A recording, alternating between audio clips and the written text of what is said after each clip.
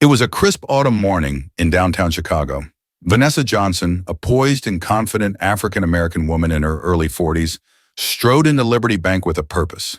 She had just finished a meeting across the street and needed to address a discrepancy in one of her business accounts. Dressed in a sleek navy suit and carrying a leather briefcase, Vanessa's presence was commanding. Yet as soon as she stepped one through the bank's grand double doors, she could feel the weight of judgmental eyes upon her. The marble-floored lobby was bustling with activity. Wealthy clients in tailored suits and expensive dresses were greeted with polite smiles and immediate attention. Vanessa, however, was met with a frosty glance from the receptionist, a young woman with platinum blonde hair who barely looked up from her computer screen. "Can I help you?" the receptionist asked, her tone clipped. "Yes, I'd like to speak with someone about my account," Vanessa said, maintaining her composure. The receptionist's eyes flicked to Vanessa's briefcase and back to her face. "Do you have an appointment?" "No, but this is urgent. It's regarding a substantial transaction." The receptionist's lips thinned. "I'll see if someone is available.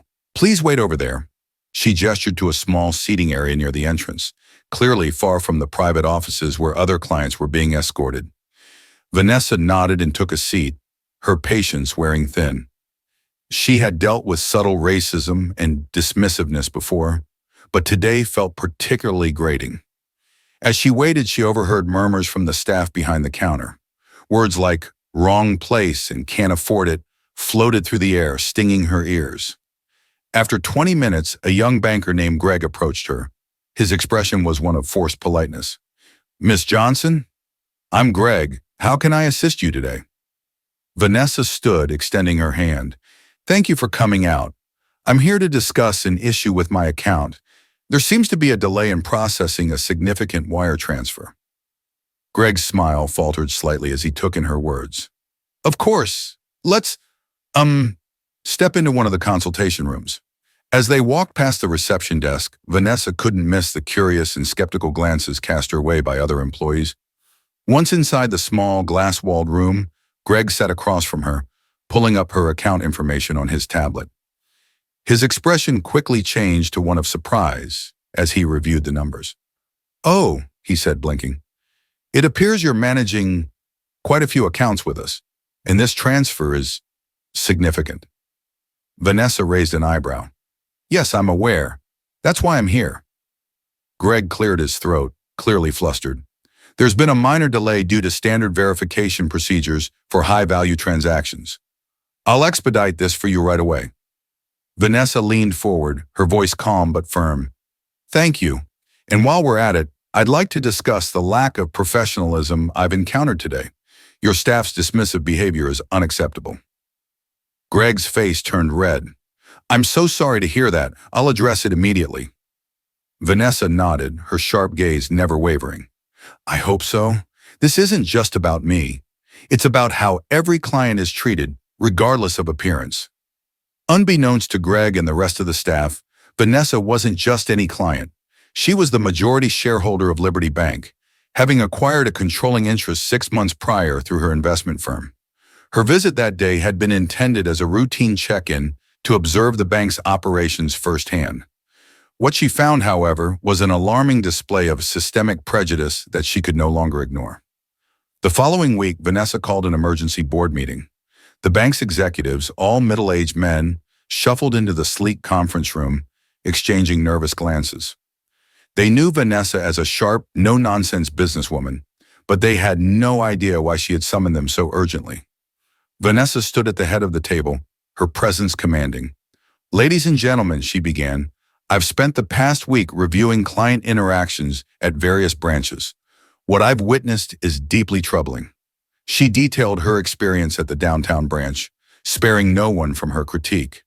"Bias and prejudice have no place in this institution," she said, her voice resolute. "If we are to succeed, we must treat every client with dignity and respect." One executive attempted to interject, but Vanessa raised a hand to silence him. "This is not up for debate. Effective immediately, we will be implementing mandatory diversity and inclusion training for all employees. Additionally, I will be conducting unannounced visits to ensure compliance." The room was silent as her words sank in. Vanessa's leadership was clear. Liberty Bank would change or heads would roll. In the months that followed, Vanessa's reforms began to take shape. The bank's employees underwent extensive training, learning to recognize and combat their biases. Policies were overhauled to ensure fairness and accountability. Vanessa herself made frequent visits to branches, engaging with staff and clients alike to foster a culture of inclusivity.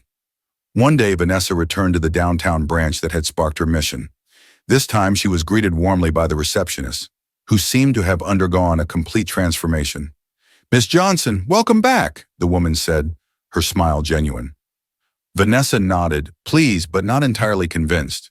She knew that true change took time, but she was determined to see it through. As she walked through the lobby, she overheard a conversation between a teller and an elderly black man who was opening his first savings account. The teller's tone was patient and respectful, a stark contrast to what Vanessa had experienced months earlier. It was a small victory, but a victory nonetheless. Vanessa's story soon gained national attention. Media outlets praised her efforts to combat racism in the banking industry, and she became a sought-after speaker on issues of equity and leadership. But for Vanessa, the true reward was knowing that she had made a difference.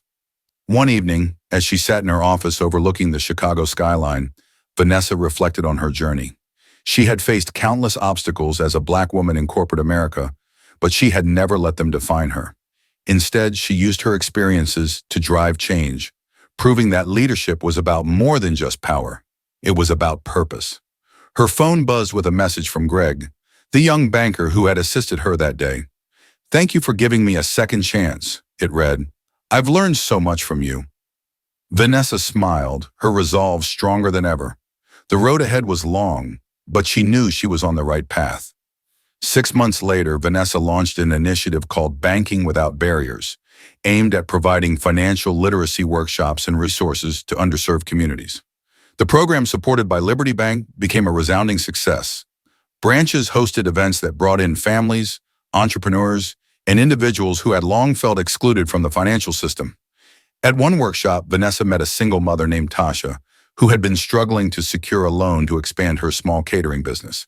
"They always told me no," Tasha said, tears brimming in her eyes. "But today, someone finally said yes." Vanessa hugged her tightly. "This is just the beginning. You deserve this chance, and I'm so proud of you." The moment reaffirmed Vanessa's mission. She wasn't just fixing a broken system. She was opening doors for people who had been shut out for too long. 1 year after her initial visit to the downtown branch, Vanessa hosted a celebration at Liberty Bank's headquarters.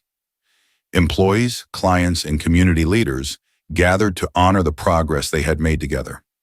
As Vanessa took the stage, she looked out at the crowd, her heart swelling with pride.